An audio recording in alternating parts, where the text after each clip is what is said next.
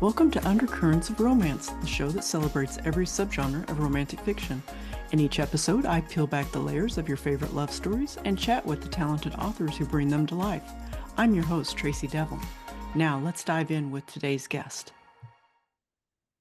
Hello, romantics. I'm here with the talented author, Heather Levy, to talk about her new romantic thriller, This Violent Heart. Welcome, Heather. Yes. Thanks so much for being here. Before we get started talking about your beautiful book, can you tell me why your three cats are murderous? Because uh, they dislike each other.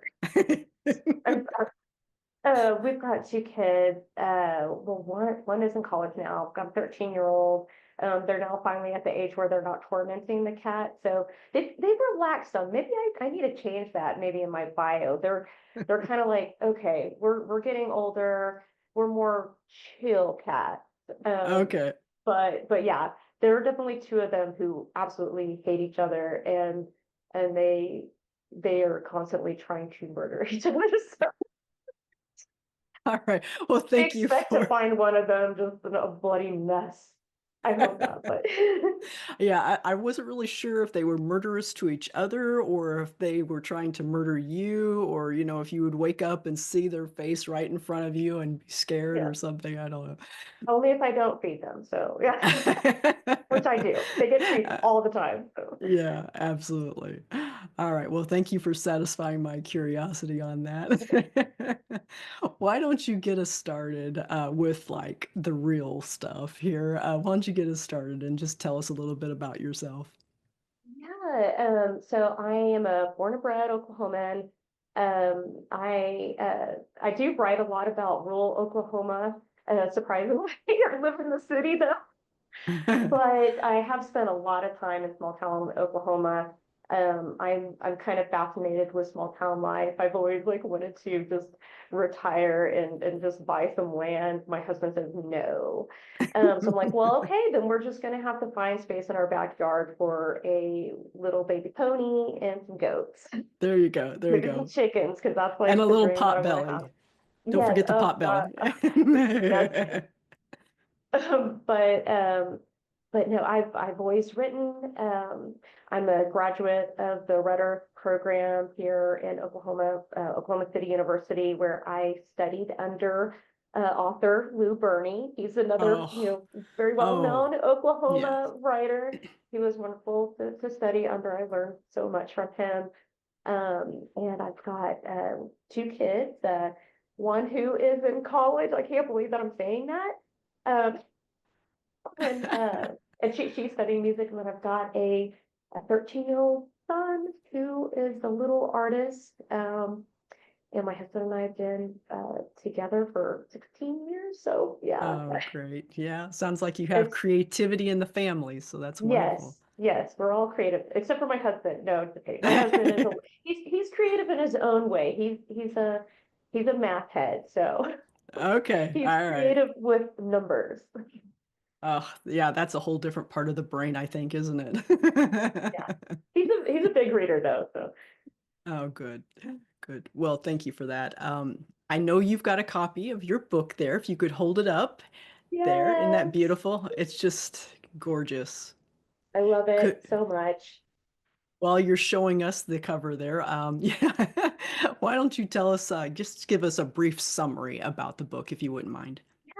Yeah. So this Violent Heart follows Devon Mayes, a young therapist who reluctantly returns to her very conservative rural hometown, where she ends up discovering some unsettling truths surrounding her teenage best friend's um, murder, or I'm sorry, not murder, her teenage best Yeah. friend's death, which may have been uh, my murder. So, but everybody thought that it was suicide. So, and she's always believed that. Her friend Summer, the friend who died, Summer, her twin brother Keaton also believed that.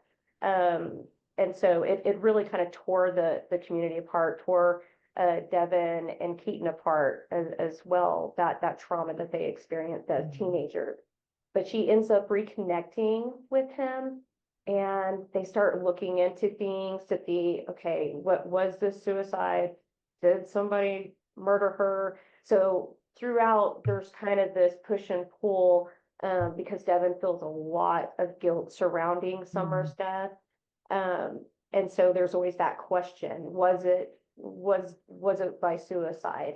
And she's also at the same time grappling with her bisexuality, Devon is, as she's put back into this environment, this very conservative religious environment where she was never able to be out, and she still isn't out in that community, including to her parents. So there's a lot going on. Yes, yes, lots of Yeah. layers and layers. And one of my questions later on, we'll talk a little bit about some of those undercurrents that you alluded to there. But in your bio, you say that your novels focus on kink-positive stories.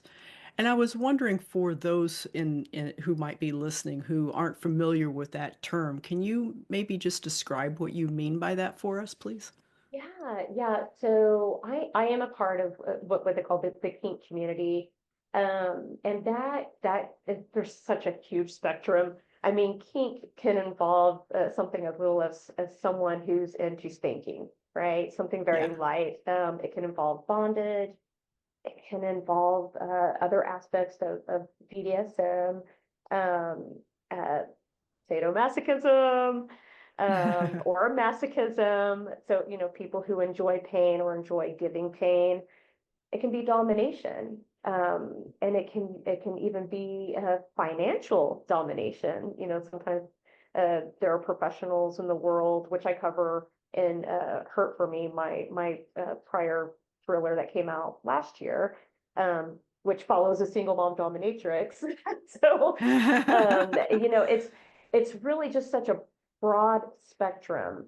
And Mhm. I've always wanted to, if I'm going to discuss kink in my books, which I have with every single book that I have written so far, I'm always going to, present it in a way that is uh, not in a, trying to show shame for people who are into it, and to be respectful of that community, and also, if I can, to be a little bit educational too, especially in Hurt for Me.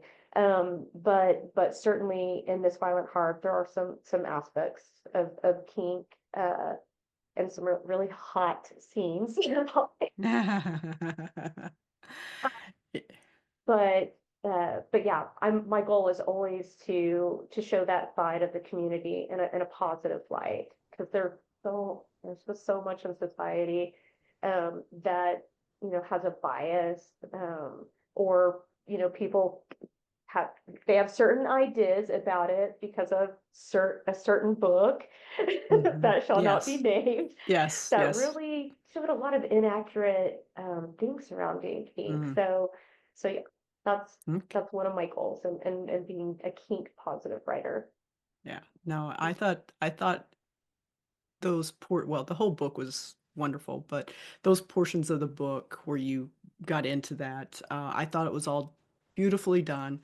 And I did find it informative, and because it's an area that I don't know a lot about, and I found that it was informative, but I didn't feel like it was over the top informative. You know what I mean? You just Yeah, you melded it, if I can say that correctly, uh, into um, into the story, and it fit and it worked, and it was great. I thought it was wonderful. I really really loved the dynamic between Devon, Summer, and Keaton. I thought I could feel all the feels that she was going through, and yeah, and it kind of hurt my heart at times to know yeah, that folks, have to hide themselves because of certain biases and things like that you were yeah, talking about. You hear about it, but there was something about reading it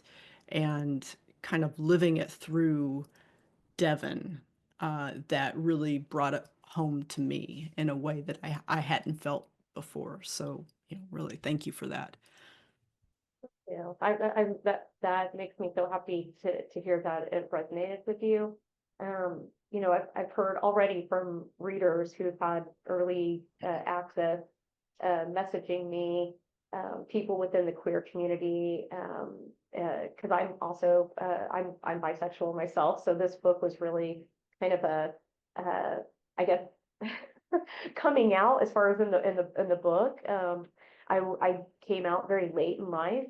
And so I like a lot of my experiences kind of translated into Devon's character, kind of working out some of those uh, deep-seated things that a lot of queer people go through. So hearing that from readers too, who are a part of the queer community, just saying I so felt for Devon, that was me, and you know, thank you. And I'm like, wow, okay. That I kind Yeah. of, you know, you Hmm. never know how your book is going to connect with readers. And Yeah. then whenever you get that response, and you're like, okay, I did something, I did it right. You know, I did Hmm. justice. Because there's Hmm. always that question until your Yeah. book is out in the world and people are reading it. It's like, oh, you know, did I do enough? So yeah, thank you. I have a feeling you're going to get a lot of emails or messages and things like that from readers who are touched and helped by this book in different ways, and so I really feel like that it's going to touch a lot of people in a really positive way. So I uh, I think that's great. Do you recall the moment when their story came to you, or how did it come to you? Do you remember the first seed, or has it been too long? And really, I'll say the first deed was when my daughter, who knows an adult, when she came out as bisexual. This was a few years ago, and at that point, I was not out like publicly. You know, people who knew, but not even like all of my family knew. And there was, I just felt so, I just felt this shame, this kind of like, you know, in the pit of my stomach that I'm not, there's a part of me that is always, it's always been hidden. And my own daughter, you know, I'm like, I'm so supportive of her being out, and I'm, you know, saying all these things to her, and at the same time you know, I had my own experiences of feeling fearful being out. And you know, her generation, they are they come from a different time. They're able to, I think, really express themselves a little more freely. I know it sounds crazy, especially given the environment that we're in right now. Mhm. Um, but you know, it seems like they didn't have the same fear of coming out. Um, whereas like whenever I was growing up, we didn't even talk, like I didn't even know what bisexuality was. I just knew I had these feelings. So, you know, I could feel like Devon, the confusion that she was going Yeah. through. And so that seed was planted at that time. I'm like, I need to be out with everyone, not just these trusted people in my life. I really need to be out to fully embrace who I am, not only as a person but as an author too. Um, and so it was just kind of stewing in the back of my mind quite a while. And I had so many other projects that were, so I was just kind of waiting. You know, sometimes you have those projects that pull, and I wasn't sure what the story was going to be, but I knew it was going to involve, you know, kind of a coming of age aspect to it. And then after I was writing Hurt for Me, Devon's character, she's seen in Hurt for Me. For those who have read the book, they'll be like, oh. Uh, so her character kind of was pulling at me, and I'm like, you know what? Yeah, I see Devon. I see Devon as this person. that I want to explore more. And I feel like she could be that person to carry this story. Um, and then I've always had a fascination with twins. So that just kind of came into my head. I was like, yeah, why not be, why not have a teenage girl who's like, in love with her best friends who, have male and female and twins. So of course. Um, It but yeah, certainly it just ups kind the of hit me. conflict factor. Yeah. Um, but yeah, it was just fun being able to play with those dynamics between those three characters, and Summer and Keaton are such fun characters to get into their heads as well. I did almost I was so close to having a Keaton point of view, and I couldn't, it just wasn't working. Um, but Summer's in there, and it was so important for me to have Summer's point Yeah, of view. So yeah, yeah, and those who yeah. when they read it, then they'll understand like why. Absolutely. One of the things that I like to dive into on the show is what I call the story's undercurrent. So we've got the romance, which, we know what that is in a romantic novel, obviously.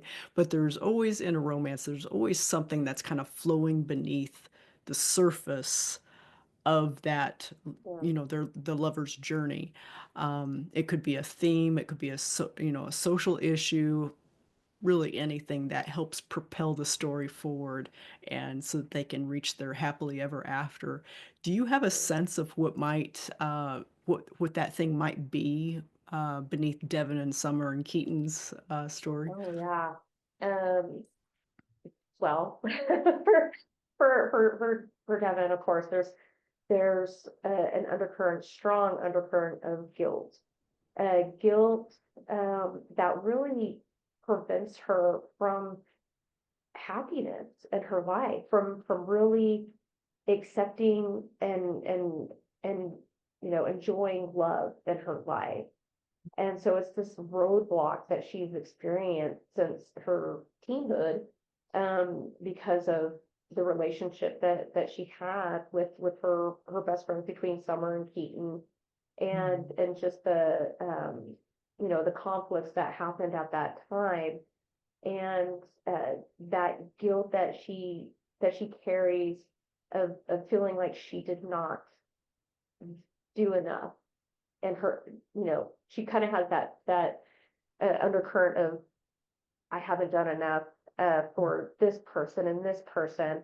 And the driving force of her going back home to begin with was feeling like she had failed one of her clients. A traumatic thing happens with a client, and she just loses it. She kind of goes through a spiral because it brings up all the memories of Mhm. what happened with Summer. And so, sometimes in life you feel like you're over something, or you work through something, and something comes around and knocks you right on your butt, Yeah. and you realize, I have not worked through this at all. And that is what happens with her. Another strong theme is that shame that she's also had, since her teen years, where she was not able to come out. She didn't feel like she could come out within the very, that small community, where she ends up witnessing someone who is out, someone who is, not only a queer person, but a person of color, and one of the very few people of color within the community. And she sees what happens to that person, and how they were ostracized and kind of made a scapegoat for a lot of things. Yeah. Um, and it just drove fear into her, which also drove more guilt because, she saw what was happening, and she didn't do anything to help this person who Mm. was with, part of her community. She just kind of watched it happen. And that's really what happens a lot in her teen years. She's kind of a bystander in her own life. And so coming back home and then discovering these things that make her question Summer's death, it's just really her trying to find a way to reconcile her own guilt and her shame by doing something, even if she's not right, even if it could be that, yeah, maybe she did commit suicide. She's still trying to fight to find a reason because she does not want to be the reason. So that's a big underlying theme. And just identity, just trying to reach that point where you can accept yourself. That was something that was a strong personal theme. So yeah, it was a driving force for that story, just being able to reach that point or attempt to reach that point where you can accept yourself. And because only at that point can you truly accept love from someone else. So Yeah. I don't know if you Yeah. ever watched RuPaul's Drag Race, but you can't love yourself. How can you love anyone else if you can't love yourself? Yeah. So Yeah, it's true. I mean, and the book does. It's all of those undercurrents are there, and they're very, gosh, I don't even know what the right word is, but you feel it. You feel every single one of those. And so I think you nailed all of those perfectly. cute. Absolutely. Um, can Good to hear. you can you give us, this is just kind of a fun question, 2 or 3 tropes that readers can look forward to while reading This Violent Heart? Maybe you haven't thought about it too much, but if you can think of a couple, that'd be great. Um, well, I guess you could almost say a little. There's I wouldn't say maybe enemies to lovers, but a little bit of adversary. Uh, with the one character really pushing for something, and another character is like, no, Yeah. and then eventually somehow they come together. Right. Um, there's certainly kind of that three-way sort of Mm-hmm. triangle, even though no one Yeah. knows them. Right. It's Exactly. kind of like, Right. Not. like Devon's triangle Yeah. being the Yeah. love. Um, oh, coming of age love, Okay. that coming of just coming into your sexuality, um, and all that teen angst that comes with it. uh, Like true, but yeah. okay. Um, Perfect. Great. Have you read any romance books recently that maybe you could recommend? If you haven't, that's fine. I was just curious if there was anything that yeah. maybe you've read recently that you'd like to share. Um, I have been reading a lot. I've been in the middle of blurbing some books, which were all in like the thriller suspense kind of world. But the last romance book that I read, I love Alexis Hall. I don't know if you've Mm. read any of their work, but A Lady for a Duke is just a beautiful book. I'm in love with like Regency period anything. So, and it's a beautiful book about a transgender woman who yeah, like is childhood best friends with a duke, and some things separate them, and she is everyone thinks that or the duke, the best friend, believes that she's dead. At this point she's living her life as a woman, and they end up coming back into contact with each other. Somehow he does not recognize her. I mean, that's good. And so yeah, there's just there's a lot of beautiful themes in that book, also about, queer identity and love kind of really overcoming everything. It's just a beautifully written book. I love everything that Alexis all write. Okay, great. Well, I will make sure we put some links in the show notes for that. Thank you. Heather, before we go, can you give us a hint of what's coming up next for you? You have any exciting projects you can talk about, or is it all mum's the word right now? Um, all I can say is I'm working because took a little bit of a break. It's been a rough last year. I'm sure for like a lot of people, but I took a little bit of a break, and so I started getting back into a work in progress, and it is I'm sorry to say, I don't think there's really going to be like, it's not a romance book or romance heavy book, but it's involving I'll just say it's involving two sisters. They're estranged, and they have attended their mother's funeral, and they are driving back across several, kind of doing a road trip back to try to reconnect and deal with a trauma that happened in their youth. And then they come across a very charismatic man who happens to be a serial killer.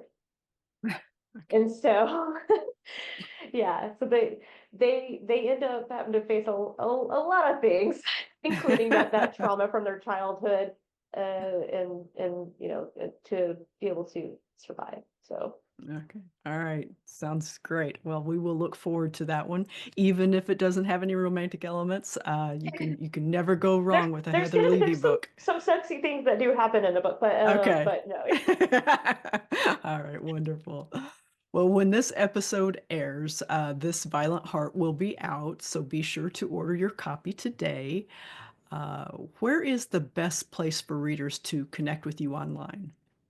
Yeah, they can follow me on Instagram at Heather L. Levy. They can also, I'm also on Blue Sky, at Heather Levy, and my website, heatherlevywriter.com. Not really out on the X world too much. Yeah. Yeah. Yeah. It's I don't tough know, one. it's too overwhelming over there. So Yeah. like, yeah. I hear you. All right, great. Well, Heather, thanks so much for joining me. I really loved This Violent Heart, and it was really great chatting with you about it. It was wonderful chatting with you too. Thank you so much for having me. You bet. Many thanks to everyone listening. I hope you enjoyed this week's episode of Undercurrents of Romance. You can find more information about the show at tracydevlyn.com/podcast. Undercurrents of Romance is a proud member of the Authors on the Air Global Radio Network. I'll be back soon with another great romantic read. In the meantime, enjoy the adventure, everyone.